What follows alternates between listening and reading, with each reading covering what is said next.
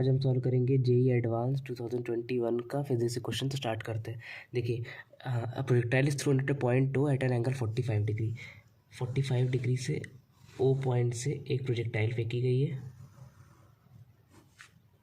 ये पॉइंट ओ है, और बोला है 45 डिग्री फ्रॉम द वर्टिकल से, मतलब यहाँ से भी हॉरिजॉन्टल से भी 45 डिग्री होगा, with the speed of 5√2 metre पर सेकेंड।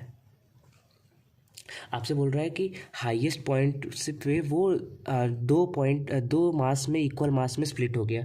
मतलब यहाँ पर वो दो इक्वल मास में स्प्लिट हो गया। उसके बाद वन जो है वो वर्टिकली डाउनवर्ड्स आ गया, उसको 0.5 सेकेंड्स लगे, और दूसरा जो मास है वो t सेकेंड्स प्रोजेक्टाइल करने के बाद गया। और टोटल ओ पॉइंट से डिस्टेंस जो है वो पॉइंट की वो x है। आपसे t और x पूछ रहा है। देखिए कैसे करेंगे। तो हम मान लेते हैं कि इनिशियल मास 2m था। इस क्वेश्चन को आप दो मेथड से कर सकते हैं।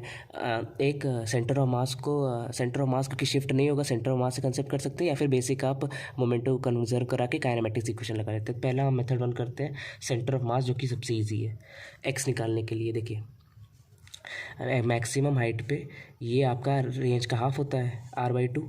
देखिए,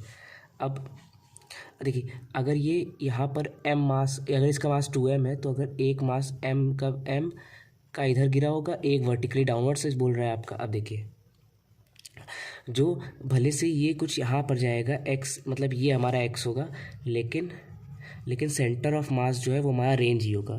ये कॉन्सेप्ट होता है, आपने सेंटर ऑफ मास से पढ़ा होगा कि जो सेंटर ऑफ मास होता है वो एक्चुअल पॉइंट पे जाएगा, मतलब ये रेंज पर ही जाएगा। तो यहाँ से हम बोल सकते हैं जो रेंज होगा वही हमारा r सेंटर ऑफ मास होगा। और रेंज हम कैसे निकालेंगे? रेंज होगा u²/g इंटू साइन 2θ।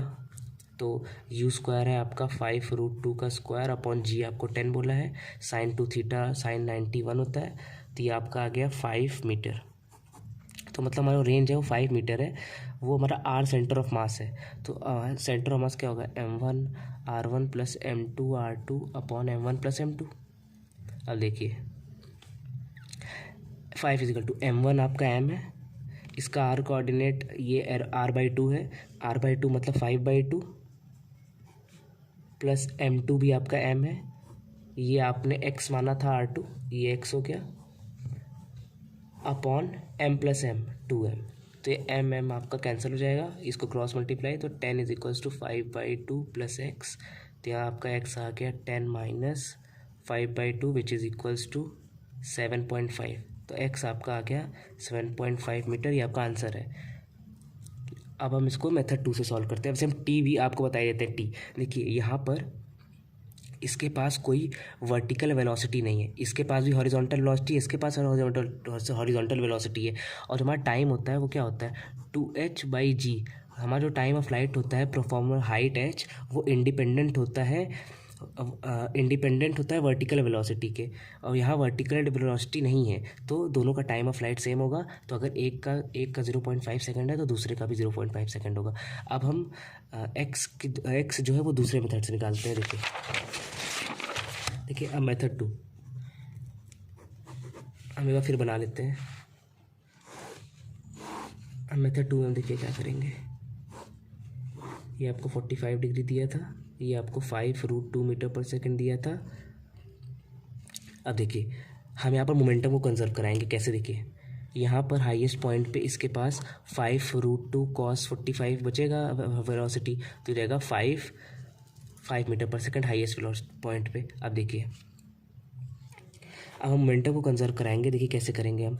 यहाँ मास 2m था, यहाँ इसकी वेलोसिटी एक बीट की हम इसकी वेलोसिटी हम v मान लेते हैं। देखिए, हम ये v वेलोसिटी कैसे निकालेंगे। तो 2m इंटू यहाँ की वेलोसिटी 5 = m इंटू ये v। इनिशियल मोमेंटम ये था, फाइनल ये हो गया। तो वेलोसिटी हमारी आ गई यहाँ पर इसकी 10 मीटर पर सेकेंड। अब देखिए, ये 10 मीटर पर सेकेंड वेलोसिटी आ गई, मतलब ये वेलोसिटी 10 मीटर पर सेकेंड है। अब देखिए, यहाँ से यहाँ जाने के लिए हम टाइम ऑफ फ्लाइट निकाल लेते हैं। नॉर्मल कंडीशन में टाइम ऑफ फ्लाइट कितना था? टाइम ऑफ फ्लाइट क्या होता है? 2u/g। यहाँ मैं आपको बताऊँगा कैसे, क्यों। 2u/ui आपका है 5√2 sin 45 which is 5 upon g। देखिए, ये गया 5 देखिए 1 सेकेंड है, मतलब पूरा प्रोजेक्टाइल करने के लिए उसको 1 सेकेंड लगा, और यहाँ से यहाँ जाने में उसको 0.5 सेकेंड लग चुका था। इसका मतलब यहाँ से यहाँ तक जो ये क्योंकि ये आगे भी जाएगा कुछ, तो यहाँ से यहाँ आपको जाने में भी टाइम ऑफ फ्लाइट का हाफ लगेगा, दैट इज़ 0.5 सेकेंड। तो यहाँ तक का, यहाँ से यहाँ तक की डिस्टेंस हम कैसे निकालेंगे, और यहाँ से आपका यहाँ तक पूरा डिस्टेंस x दिया था, ये तो आपको r/2 मालूम है, ये x डैश आप कैसे निकालेंगे। देखिए ये x डैश जो क्या होगा हमारा, x डैश अगर निकालें तो ये वेलोसिटी इसकी यहाँ पर horizontal velocity into time of flight का हाफ, क्योंकि ये आधा चल चुका है, तो 1/2, मतलब ये हमारा x डैश आ गया 5 मीटर, x डैश आ गया हमारा 5 मीटर। और रेंज अब देखिए टोटल x क्या था, r/2 plus x dash r/2। Range आपने निकाला था पहले, रेंज आपने निकाला था 5 मीटर, तो रेंज आपका 5/2 था, प्लस x डैश आपका कितना था, x डैश आपका था 5, आपने अभी निकाला, तो यहाँ से भी आपका सेम रिजल्ट आ रहा है 7.5 मीटर। अब देखिए मैं आपको फिर से रिवाइज कर देता हूँ कि इस क्वेश्चन में आपको मेनली करना क्या था। देखिए आपको वेलोसिटी दी थी, एंगल दिया था, उसके बाद यहाँ पर आपको इतना मालूम होना चाहिए कि मैक्सिमम हाइट पे रेंज हाफ होता है।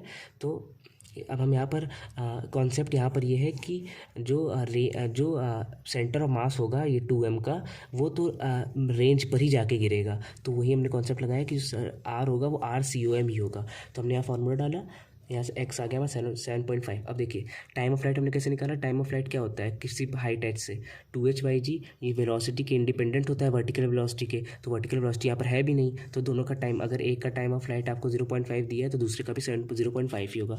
और उसको मेथड 2 में हमने कैसे किया, मोमेंटम को कंजर्व कराया, मोमेंटम को कंजर्व करा के हमने बोल दिया कि ये x डैश हमारा कैसे निकलेगा। हमने अब मोमेंटम कंजर्व करा के वेलोसिटी को 10 मीटर पर सेकंड लाया, फिर हमने बोला कि अगर पूरा टाइम ऑफ फ्लाइट 1 सेकंड है, तो अगर ये 0.5 सेकंड यहाँ पर जा चुका है तो इसको यहाँ पर भी जाने में 0.5 सेकंड ही लगेगा। तो हमने मोमेंटम को कंजर्व करा के ये x डैश निकाल लिया horizontal velocity into time of flight का हाफ से, फिर ये 7.5 मीटर हो गया। आई होप ये क्वेश्चन आपको क्लियर हुआ होगा। Okay, thank you.